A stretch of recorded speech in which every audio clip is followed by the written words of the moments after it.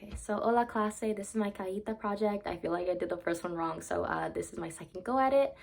So right over here, we do have a necklace from the Philippines. That is where I'm from, or I was born in America, but my heritage. And both of my grandparents did immigrate from the Philippines to the States. However, they did have to leave behind my parents and their prospective families. They did have to go through a lot in order to establish themselves and make enough money in order to bring my parents over. So they did live without them for some time. So those lessons and sacrifices and love have really spurred me to be grateful for where I am today and how I'm able to afford little luxuries like saving up and being able to go to school, which is something I'm eternally grateful for. Another thing I have there is a little reusable straw.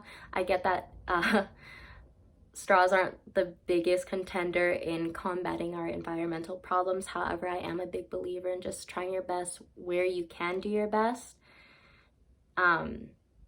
So I feel like just by doing that and doing my research before I buy things just makes me feel like I can do something for communities because we have power in what we buy. Of course, there's a lot of power in the large corporations, but again, just trying where I can. Another thing that I have displayed is just a homemade bookmark and a book. It's the Tale of Despera.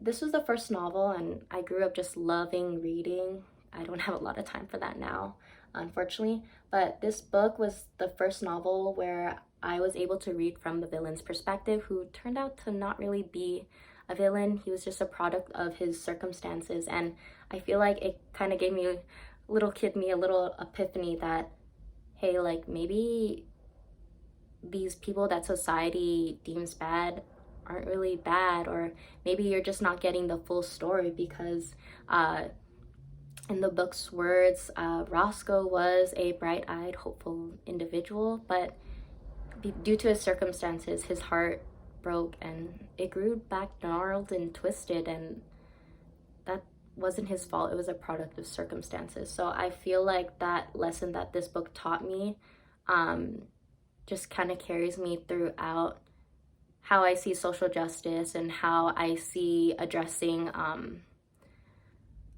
racism topics, environmental problems, discrimination, misogyny, ageism.